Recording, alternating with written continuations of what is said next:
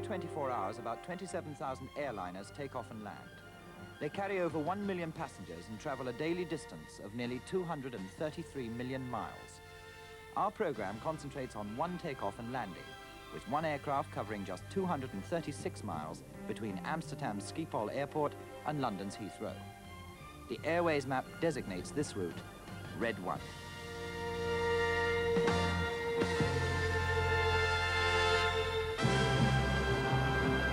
The most distinctive buildings at any airport in the world are the control towers. Here at London's Heathrow Airport, it's 9 stories high, dominating the passenger terminals. But it's really only the tip of the iceberg for our story. If you've ever flown by air, you'll know that there's quite an army of people dedicated to getting you to your destination safely and on time. But behind every airport, every airline, every flight, there's a vast complex of air traffic control.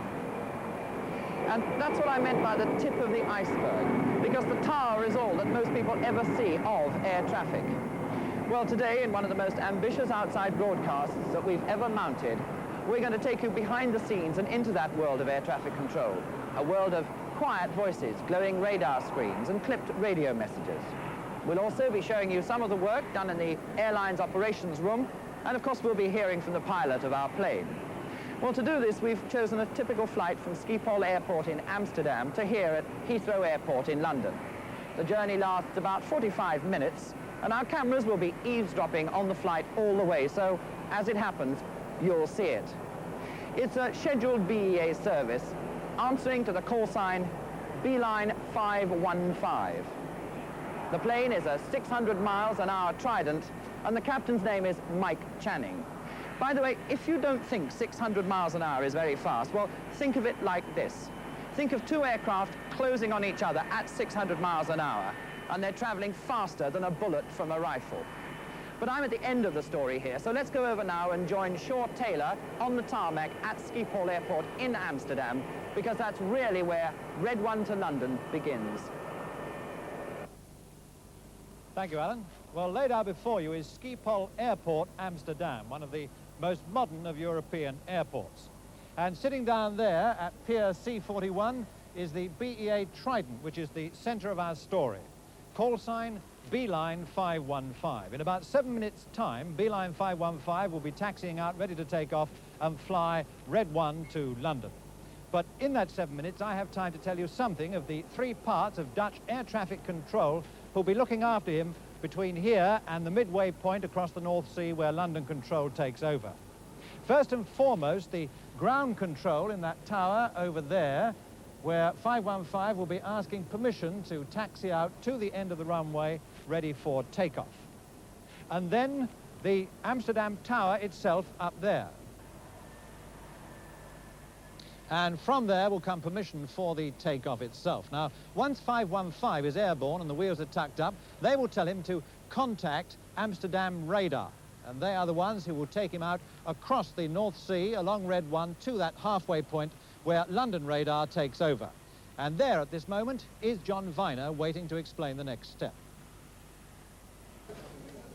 Thank you, Shaw. And from that point halfway across the North Sea, the pilot of our flight, Beeline 515, will call the controllers in this room here at West Drayton to give them his height and his time at the boundary. The first controller here will take the aircraft along the airway Red 1 to cross the English coast at Burnham-on-Crouch. The second controller will bring the aircraft a little closer to London and at the same time telling him when to reduce height, while the third and final controller will take the aircraft to a point in the sky above Ongar in Essex. And from there, the aircraft will be handed over to Heathrow Approach.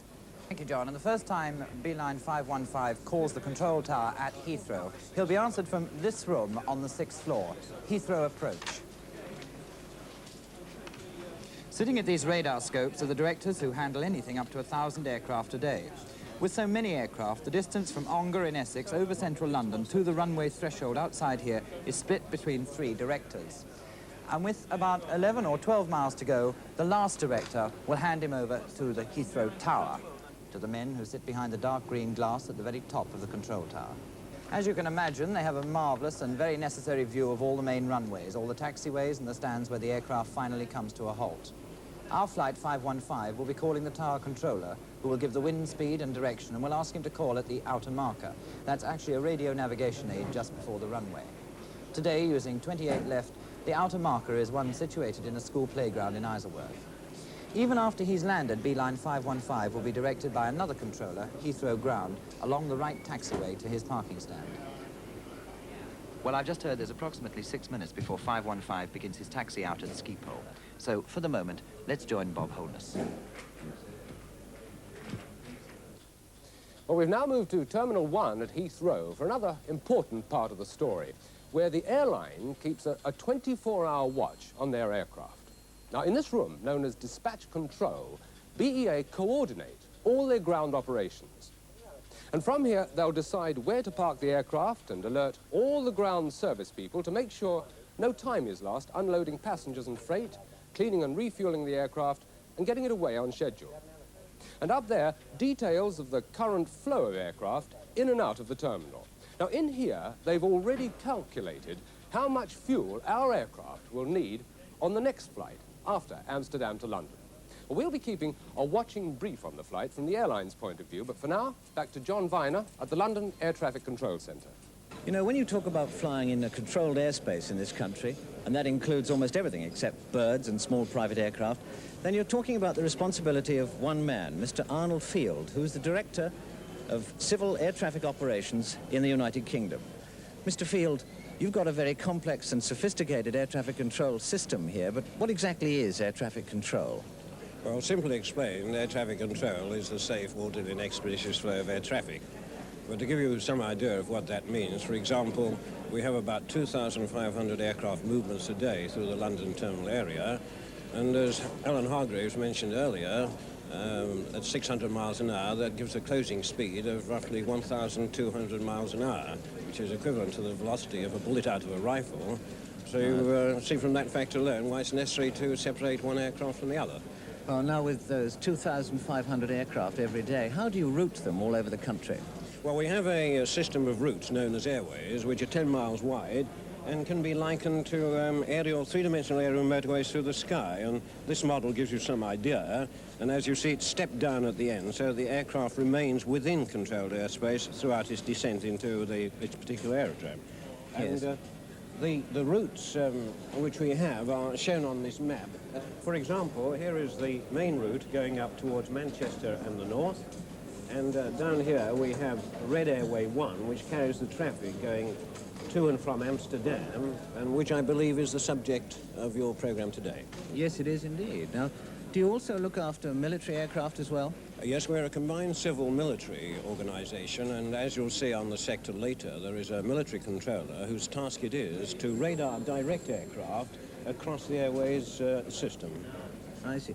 But surely with all those aircraft on airways, one controller can't do more than look after a small piece of airway by himself? That's perfectly correct, John. The area is sectorised, and for example, in your program later, you'll see that there is a team of controllers looking after each particular airway. It's a complex organisation, which will become clearer at a later stage, Yes. I'm quite sure. Now, what do you do if you have too many aircraft converging, say, at Heathrow at any one time?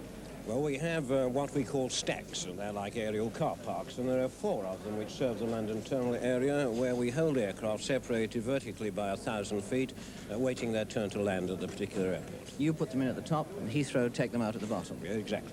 I see. Now, I suppose most of us are familiar with blips on a radar screen, but your radar's moved on several steps, I believe, now. Yes, it has indeed. This is the commencement of a new system of air traffic control, taking advantage of advanced technology. And for example, we use secondary radar, which is a means of interrogating an aircraft without bothering the pilot, from which we get back the identity of the aircraft and the height.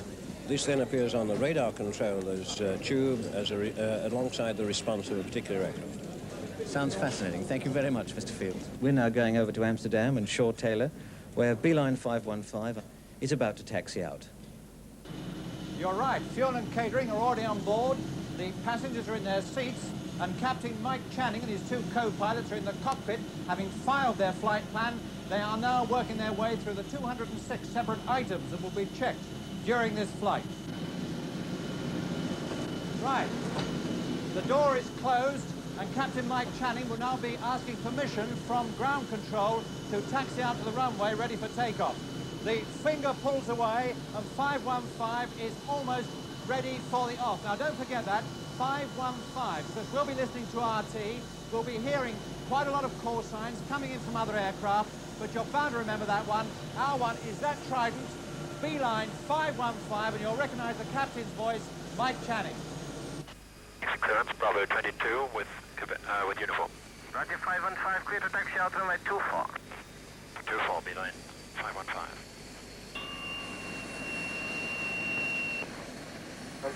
The ground shows Javier 1339 Bravo, ready for start at the Form. Is it 1339 calling? 1339 Bravo, sir. The other aircraft. Oh, ik heb er nog maar één op het ogenblik, 1339 alleen maar. Well, she's away. There's not much time for social chat with the crew on a 40-minute flight, so I took the chance of having a word with Captain Channing before he went on board. And I asked him how busy he was going to be on the flight. Well, our whole operating procedures are designed to avoid peaks in pilot workload, so that all our checks and drills are designed to spread the work evenly over the flight. But you won't be physically flying the airplane yourself all the way, will you? No, indeed, I shall be engaging the automatic pilot at about 400 feet or so after takeoff, and the automatic pilot will then remain engaged for the remainder of the flight, in fact, right down to touchdown on this flight. Now, do you have control of the aircraft all the way, or do you hand over at any point? Well, you may well, in the course of the flight, hear me on the intercom handing over control to my co-pilot, and I will brief him as to the state of the aircraft. I'll hand control over to him. That will leave me free to direct the flight and my crew and to generally manage the flight deck. And will this flight be your full day's work? No, in fact, it won't. We brought the aircraft over this morning, and then we are flying back to Heathrow and then going on to Belfast this evening. Beeline 515, go ahead for clearance. Roger, 515, London 230, Falcon 60, Alpha 2136. Beeline 515 to London, level 230, Falcon departure level 60, Squawk Alpha 2131. To Squawk 2136, sir. To Squawk 2136, Beeline 515. That is correct, 515, Tower Alpha 181, good day. 515, good day. Uniform Alpha is cleared for takeoff. 23, report leaving Victor. Clear to takeoff, Uniform Alpha. 181. Okay, we'll just go through the Falcon departure, please. That's at the outer marker, SPL DME 5 miles. Turn right to intercept SPL radial 255 to Redfern South, and Falcon level 60. Okay, we'll display the Skipholm 255 now. How do you know when the aircraft is ready to leave the runway? Well, before departure, we calculate the weight of the aircraft.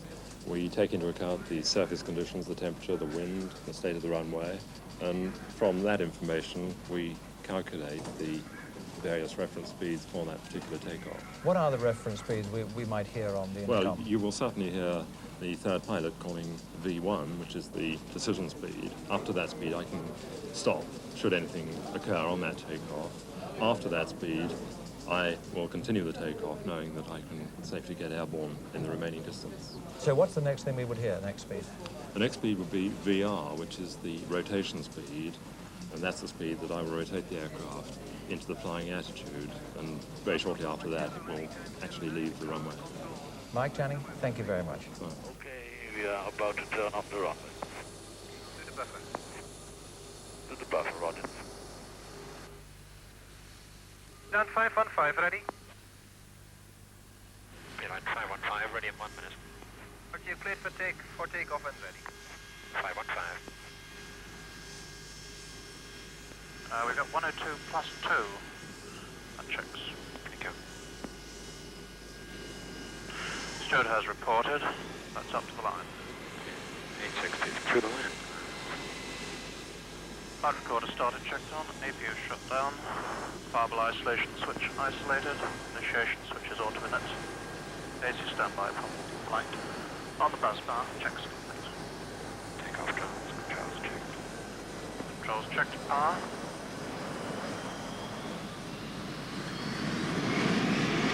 stopwatches.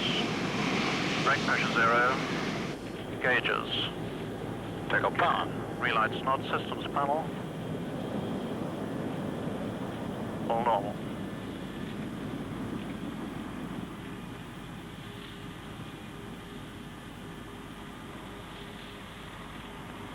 knots. Give out tower, KLM 186 out of Michael inbound. 186 clear and 27, the wind is 280 at 12 knots.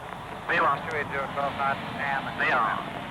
Correct, for your information, the second high speed turn over.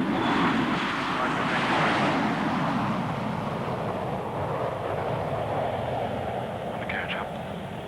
Selected.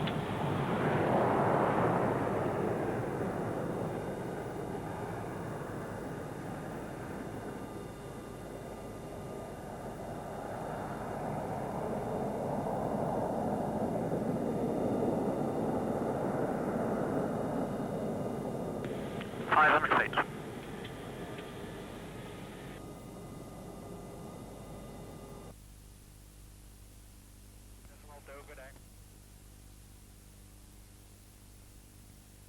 I've rushed across this darkened radar room because as soon as Amsterdam Tower have given 515 his airborne time, they will tell him to contact Amsterdam radar. And these are the chaps who will look after him from this point to a point halfway across the North Sea.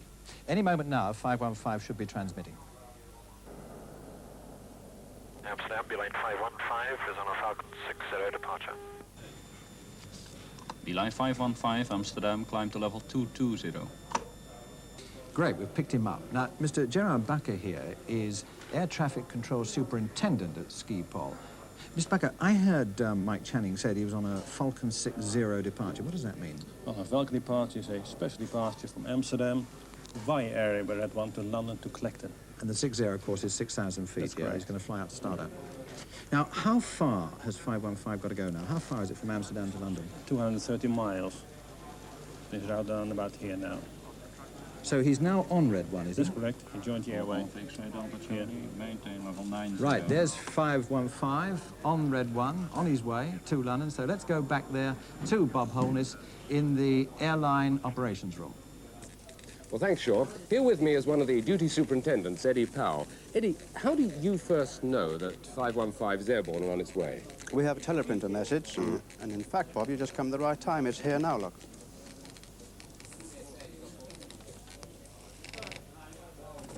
There you see. 515, Papa Hotel, Amsterdam, London, with 104 passengers. What about the hieroglyphics down the side, all those letters? Take H, for instance. What do they mean? H means unaccompanied minor, the name, and that information would be for passenger group. So that message tells you all you need to know, does it? Basically, yes. Some other things also, like ambulance requirements or wheelchair requirements. Anything out of the ordinary, in fact. Well, this whole setup's out of the ordinary to me, particularly this television set here. Now, is this the thing you call FIND? Yes, it is. That means Flight Information and Display. And the information is input on this keyboard here onto the screen. Now, each one of these is a separate flight, is it? That's right, yes. What about 515? Is it there? It's there. There we are. 515, schedule 1555, estimating on schedule 1555. Now, as the aircraft gets closer to Heathrow, does that sort of stand out or something? It does, yes, but at the moment, of course, the aircraft is some 35 minutes from touchdown, so you wouldn't see it on the screen. If you like, I can have it simulated for you on the scratch pad can you? there. Yes, of course. There.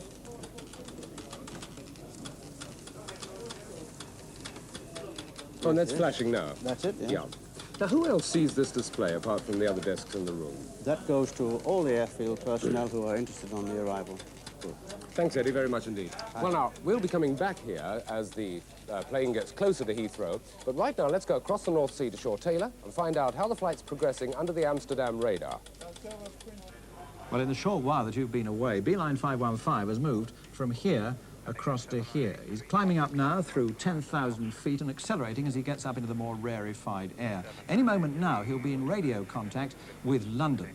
But meanwhile, Gerard, how do the control centres stay in contact? I mean, you don't have to pick up a telephone and dial every time you want to talk to London or Brussels or something like that, do you? No, we don't. We have direct telephone lines and radio links with adjacent centres. So all you have to do is push a switch. That's right. Beeline 515 is now clear to level 230.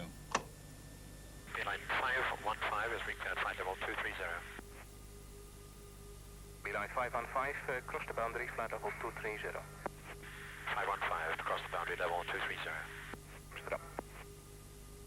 Now, you've cleared Beeline 515 to 230, that's what, 23,000 feet? Right. Okay. Now, where will he be flying out? Along the red one there, but what are the other lines? Where's the coastline first? This is the coastline. Airway Red 1 to London. This is the boundary between Amsterdam and London. And that will be the point where you will hand him over to London Control? That's correct. What happens? What are the dangers, Gerard, if he wanders out of that air lane? Well, outside the airways, you've got restricted areas, danger areas, and a lot of military traffic flying outside the airway. Now, this is him calling now, isn't it? That's right. Okay, Barry, 300 knots, steering 257.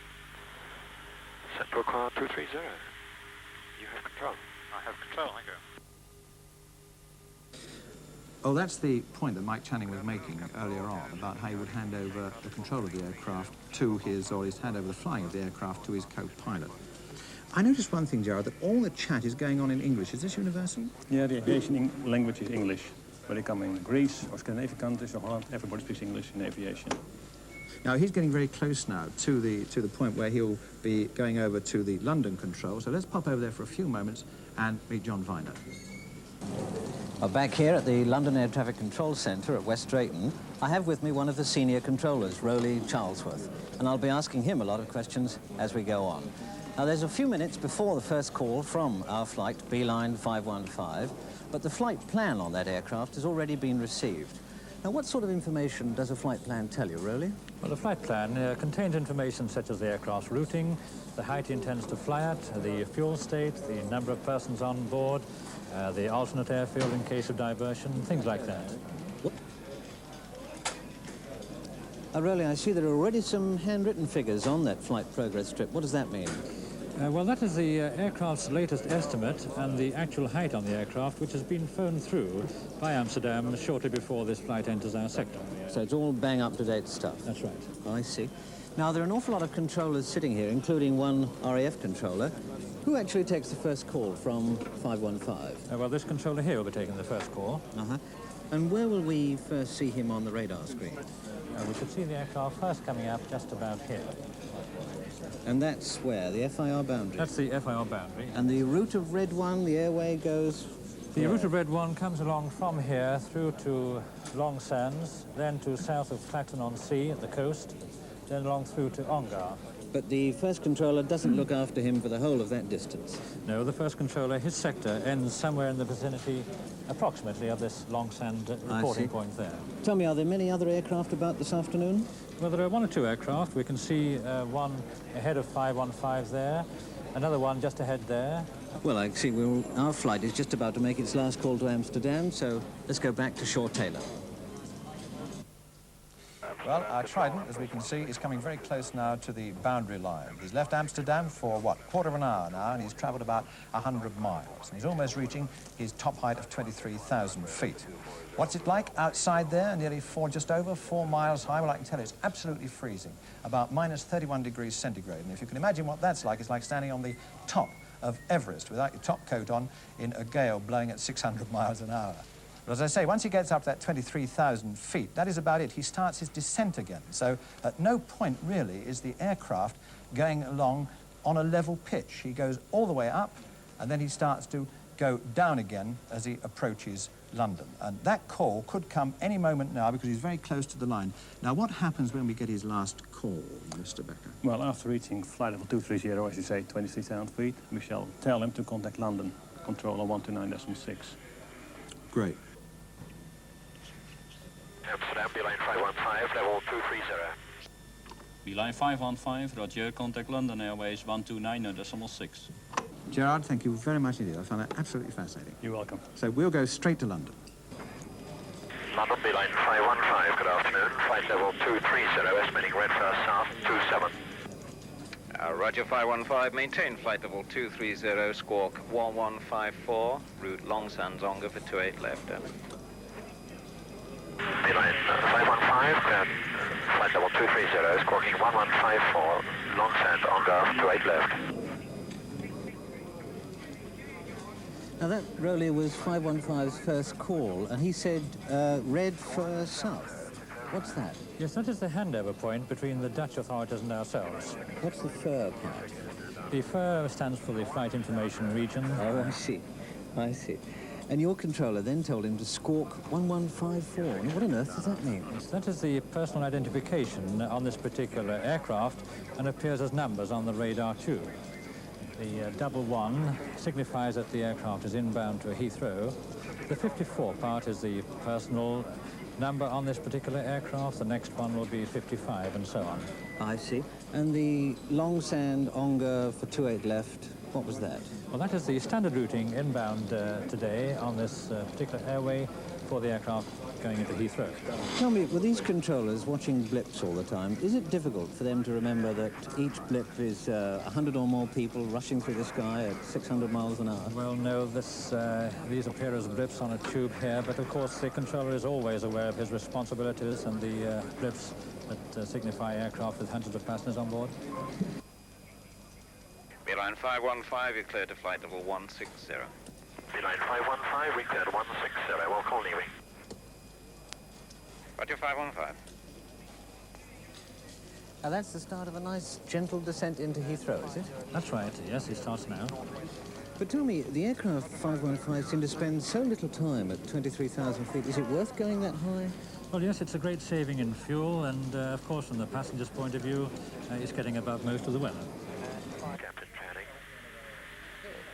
We're flying at 23,000 feet this afternoon, and our speed is 600 miles an hour. In 5 minutes' time, we shall be crossing the English coast at Burnham-on-Crouch. We have Clacton to our right. The sort of conversation that every airline passenger is familiar with. Eddie, Captain Channing's what, 20 minutes away? Isn't it about time that you started thinking about the parking bay for the aircraft? Yes, it is. About now, the ramp allocator, that man there, will decide where to put the aircraft. Yeah, well, having decided that, how does he actually go about it? He writes on the electrowriter, which he's now doing, and he'll put on there the 515 flight number, registration, Papa Hotel, and the stand number. That, in turn, will go to the tower, who will tell the captain where to go. Do all the airlines do this? No, at London, just the BEA. Normally, the tower does this. How important is this stand allocation, as you call it? That's the parking bays at the stand. It's the stand, yes. It's terribly important, in fact, because on this aircraft we have just a 33-minute turnaround. So it's really essential that all the ground services are there to meet the aircraft on arrival. Yes, I see. I notice an assistant now is picking up the registration, PH registration, and he's going to put it on that plan, which is presumably a plan of this part of the airport. That's right. You see, he's chosen Charlie 16 on Pier 3, which is quite near the terminal building. Yeah. And this will enable the passengers to walk off the aircraft. Yeah, I see that. Okay, fine. Well, now let's go back to London Air Traffic Control and see what's happening over there. And back at West Drayton, what's going to happen next, Rowley? Well, this controller here will be asking Beeline 515 to change frequency and to call this controller here as the aircraft moves from this sector onto this sector. I see. Fine. Beeline 515, contact landing control 127.905. Beeline 515, good day. So the pilot's been told to dial a new frequency, and he'll be making his call any second now. We'll listen for it. London Control, Beeline 515, good afternoon. We'll be at Longsand in 1 minute. We're leaving 230 for 160 this time. Roger, Beeline 515. Weather, sir. Beeline 515, you're clear to flight level 140. Beeline 515, we cleared flight level 140. Rowley, just point out Longsand again for me. Yes, there's Longsands. Will the aircraft be preparing for a landing now? Yes, just at the start of the initial approach phase, and up in the aircraft, the crew will begin. Just a sec, Rowley. I think I can hear just that. Some chat about an auto. Okay, Barry, we'll make this standard monitored approach for an auto land on 28 left. The standard procedures. Radio aids as discussed. On-guard red V. Oscar Echo red alpha. Epsom green alpha. And you're happy with the letdown on the ocean? Fine, okay. Up the top of descent draws, please. Now let's go quickly back to BEA operations and hear a little bit more about that automatic landing that Captain Mike Channing will be making. Captain Norman Royd, Flight Technical Manager, what does Autoland actually do? It helps the pilot land in poor visibility when he can't see enough to do the job by himself. Well, now, how does it work? Well, first by manoeuvring the aeroplane onto a radio beam called the localizer, which is lined up with the runway. And as the aircraft approaches the edge of the beam, the autopilot computers demand a turn to the right so the aeroplane settles nicely onto the center. Okay, we've got him settled on the center. What then? Well, at 8 miles, the aircraft intercepts a second radio beam called the glide path. And this slopes upwards from the runway at an angle of 3 degrees. And this time the computers demand a nose down so that it descends on the glide path at about 13 feet per second. Okay, now we've got him descending. What happens when he reaches almost down to the ground? Well, at 70 feet, the throttles close automatically, and the autopilot reduces the rate of descent from 13 feet per second to about 2 feet per second just before touchdown. Otherwise, it would be a rather hard landing. Yes, I can see that. Yes. How does the pilot actually know what's going on? Chiefly by keeping an eye on an instrument which we call the situation display. Well, this is a simplified diagram. Can you show us? Yes, here's the aeroplane nicely settled on the localizer beam and in level flight coming up to intercept the glide path. And as he approaches the glide path, this bar comes down and shows it entering the middle of the beam. If it overshoots slightly, that's the sort of picture you will get, but then it will quickly recover to the middle. Well, so much for the glide path. What if the aircraft should drift off the center line? Well, if it drifts to the left, for example, the localizer bar will move to the right and show the aeroplane on the left-hand side. And the autopilot will then correct it and bring it back to the center line. And similarly, of course, if it drifts off to the right, the bar moves to the left, giving you a true picture of the aeroplane on the right-hand side. So, in fact, we're seeing exactly what the pilot would see. Exactly, yes. Captain Ormonroyd, thank you very much indeed. Right, now, this is where the pressure really begins to build up on the pilot and on the controller, isn't it, Rowley? Yes, on the captain and crew, but on the controllers, it's pretty uniform on all the sectors.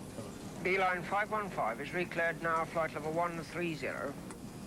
Beeline 515 is recleared, flight level 130. Thank you, 515. Contact London now, 125.95. 595, Beeline 515. What altitude is he coming down to now, Rowley? 13,000 feet. Now that's 130 in your language, isn't That's it? right. You'll hear a lot of that. You knock off the last 2 noughts and then refer to it as 130. Yes, we do.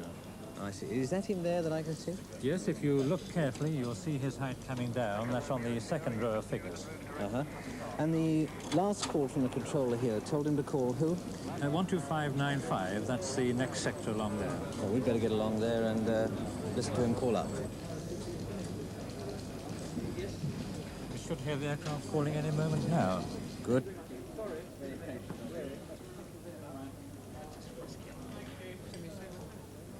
London Control, Beeline 515, good afternoon, is flight level 130, estimating Ongar 40.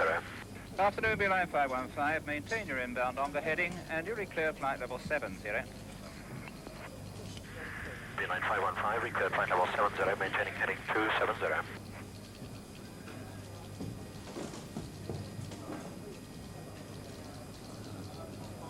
Beeline 515 is out of 130, what speed would you like? Keeping forward speed up for the moment, 515. 515, will do. Is this the point when the aircraft may have to enter that aerial car park, the stack you were telling us about? Yes, there are a lot of aircraft. This is where they enter the holding pattern so they can await their turn for landing at Heathrow. I see. Now, Mike Channing asked, what forward speed would you like? Why was that? Well, we have to adjust the speed on the aircraft so they can all be fitted into the landing sequence before landing at Heathrow. Mm-hmm. Now, fairly soon, 515 will be leaving us. Who will he be working with next? He'll be working Heathrow approach. All right, well, let's go over to Alan Hargreaves for a preview at Heathrow.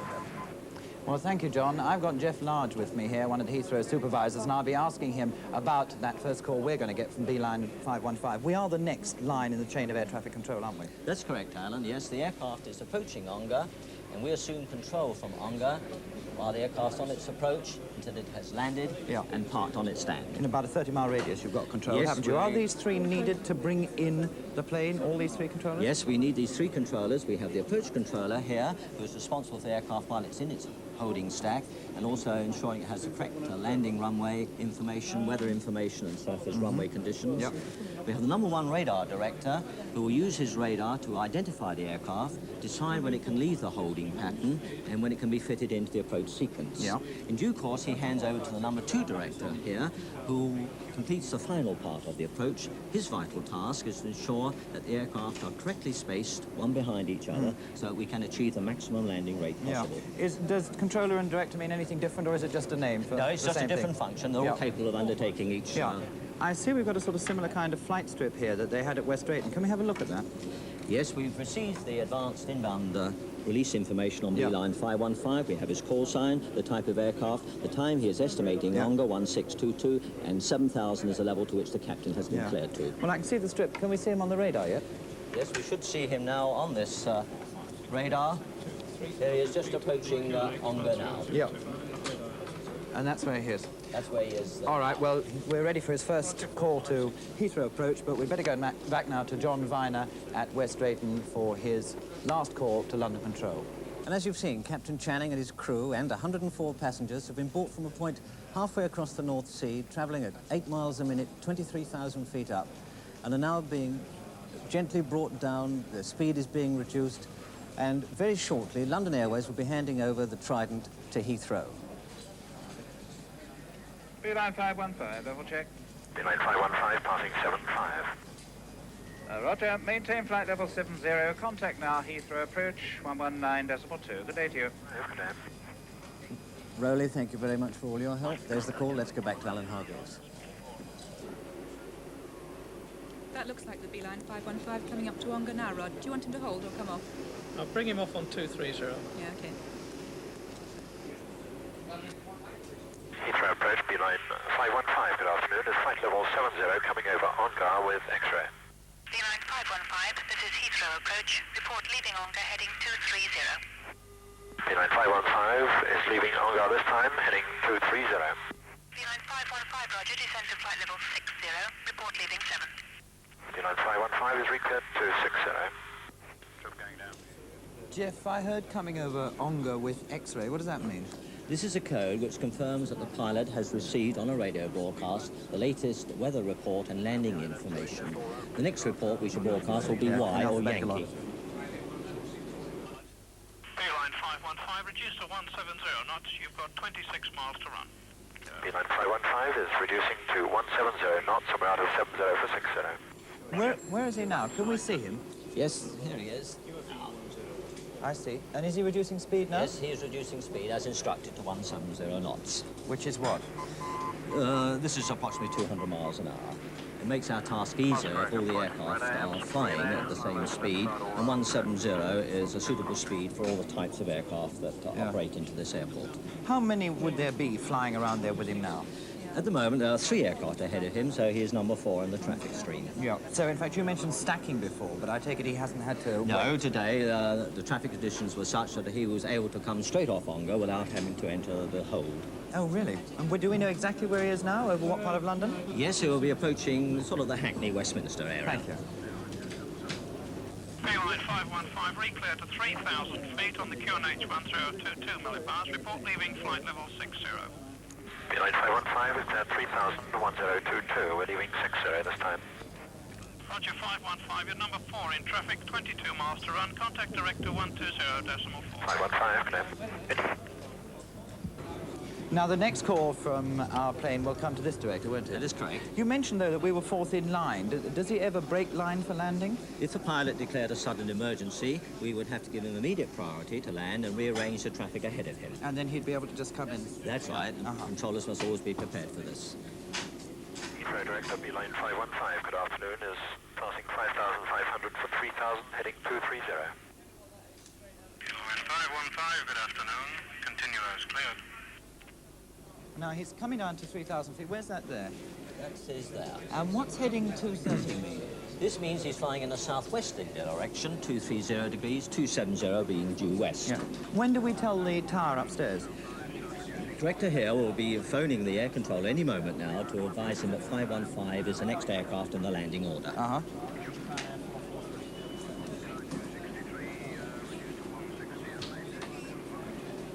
Following Beeline 605, And now they know, of course. Listen, what are those lines on there, up there? These lines here are the extended centre lines for the runways, and this is the line that the aircraft will be flying down on his approach. Well, bearing that in mind, let's listen in to Captain Channing now. Hello, ladies and gentlemen, this is the captain. We're beginning our approach to Heathrow now, and very shortly we shall be over the centre of London with the River Thames to our left and Hyde Park to our right. I hope you've enjoyed flying with us today. Back with you. Heading 180. Left onto 180, yeah. 1,000 per ground. Good, thank you. And the initial approach to all spears. Roger. Meets out QNH cross check. Drip down indicated. Flaps 20 degrees indicated. Store recovery comparator. Tested in the green. Beeline 515, turn right heading 260. Cleared ILS approach runway 28 left. Range is 14 miles. The QFE 1019 millibars. Beeline 515, turning on to 260 to establish 28 left, 1019 to QFE. What's an ILS approach? This is an abbreviation for the Instrument Landing System, which guides an aircraft down onto the runway in bad weather. Oh, that's like the one we saw in the BEA ops. That's earlier. right. Listen, do planes ever land just with visual aid, or is it always with instruments? Very rarely today. Most pilots make an instrument approach irrespective of the weather conditions. Yeah, they do. I've noticed you've got Beverly over there. I take it there's no sex discrimination in being an air traffic controller. No, none at all. Beverly is the equal of any of her male colleagues. And she's been through the same kind of training and everything like that? Yes, we make no difference whatsoever. Yeah. Well, I know that there's one more call that Beeline 515 has to make here, so we're going to leave our cameras down here while they make it, while we go up to the tower.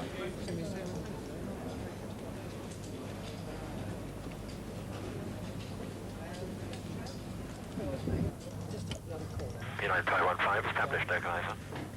Beeline 515, right near range 11 miles. You're 4 miles behind the trident ahead. Call Heathrow Tower 118.2. Good day. 515, good day, thank you. And the lady is These are two air traffic control systems who are responsible for processing outbound flight plans and for recording all our arrivals and departures on the aircraft log. Looks exactly like a sort of map all laid up. We're very lucky we've got a fabulous day, but what happens if it's really cloudy and you can't see? If the visibility is poor, we have fog, we have to control our aircraft by using the airfield ground radar, which incidentally, one we have here is the best in the world. Yep. Heathrow Tower, Beeline 515, good afternoon, is established 28 left. 515 Heathrow, report at the outer marker 28 left, the wind 280, 10 knots. So, of course, now the plane's all lined up, isn't he? And he's been told to come onto the outer marker. What's that? This is a radio beacon located approximately 4 miles from the end of the runway. As the pilot flies over it, he receives an audible and visual signal. This gives him a precise position report as to where he is on the approach, and also serves as a convenient reporting point for air traffic control. And 280 at 10 knots is the wind direction that he's taking? That is correct, yes.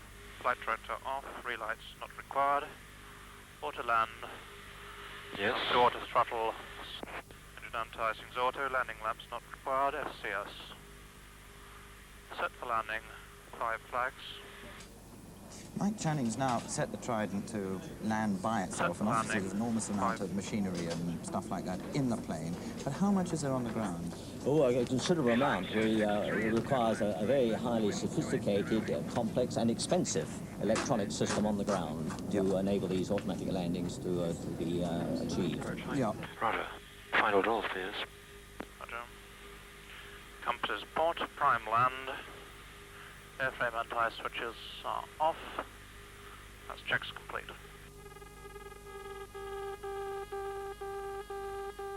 Beeline 515, outer marker, Fort Head end. 515, continue approach for 28 left. The wind is 290 at 10 knots. 515. Yeah. Well, that's 515 at the outer marker in Isleworth. How soon will it be before we can see him through the glass here? We should be getting visual contact with him any second now. Yeah. Well, from up here, I can see the parallel runway system. They land on the left-hand one and they take off on the right-hand one, is that right? We are at the moment. We have flexible use of these runways. Sometimes we reverse it. We'll take off on the left and land on the right. And does this controller here, the one on the right, does he look after both the takeoffs and the landings? Yes, at the moment he is, Well, under why are light there traffic two? conditions. This other controller is assisting him answering telephones. When it's very busy, we completely split the function, and one controller looks solely after departures and one will look solely after arrivals. OK, now, what about the taxiing and the parking? That is by the ground movement controller, who is responsible from seeing that the aircraft leaves the active runway until it is safely parked. Beeline 515 is clear to land 28 left. The surface wind 280 at 12 knots. 515, thank you.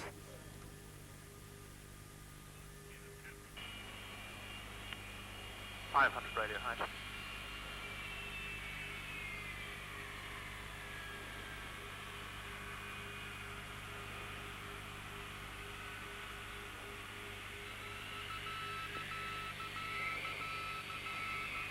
I have control, auto land.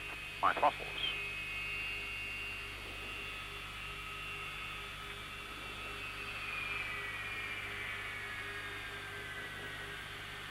Green light.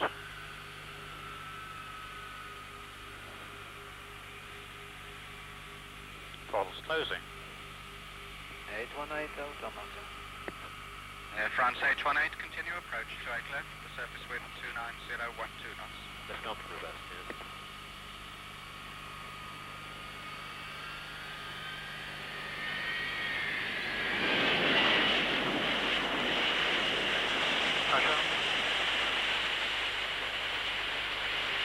Reverse eyeball. 80 knots.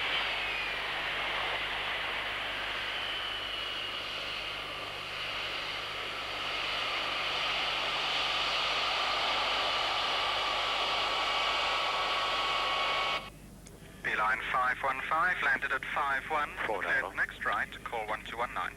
Beeline 515, roger, good day.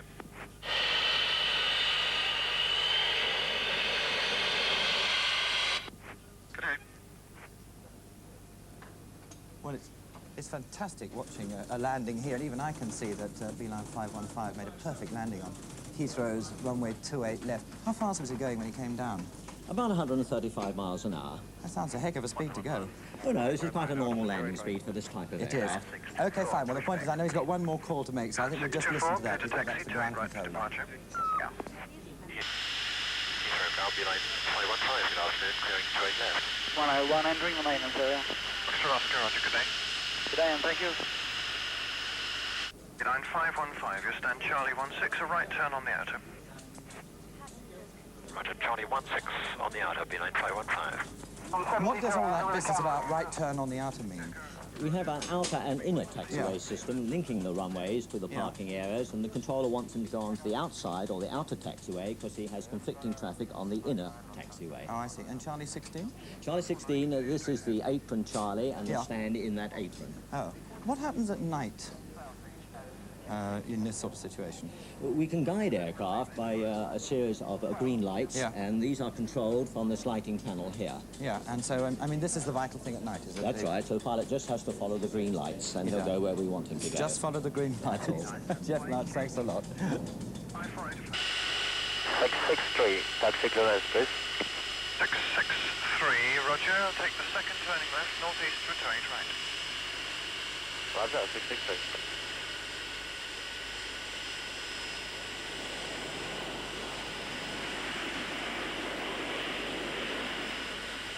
Beeline 515, the camera crew are about 200 yards ahead, on the right, moving out in front of you. Thank you very much, 515. Central, Air France 818. Air France 818, good afternoon. Stand Echo 5 on the inner taxiway. Lufthansa 049, contact 1217. Seabird 651, give way to the Trident to come in ahead of you from the right, from the left side. Roger, we give way to the Trident 651. Air Lingus 163, push back on 44. Air Lingus 163, hold position, quiet. Roger. Amarok 663, give way to the 707 and follow him on the outer. Roger, 663. Foxtrot Mike, clearing block 101, thank you, sir. Roger. Seabird 609, put a stop there. 609 affirmative, cleared across. The only snag is this Beeline's forward. beam switch on the Beeline flight controller. 624, contact 117. Monitoring the starboard connected beam handle. our flight, Beeline 515, has landed. More than 100 people have travelled from Holland to Heathrow at speeds of 600 miles an hour, 4 miles above the surface of the Earth. But that's not really the end of the story, because already another similar flight has started. And so it goes on, an absolute 24-hour-a-day operation. Well, I hope that we've managed to show you some of the work done by the men and girls of air traffic control, by the men in the airline's operations room, and by the maintenance men who keep the planes in such perfect condition. In fact, I hope we've shown you some of the work done by all those people who made it possible for us to fly so smoothly, Red 1 to London.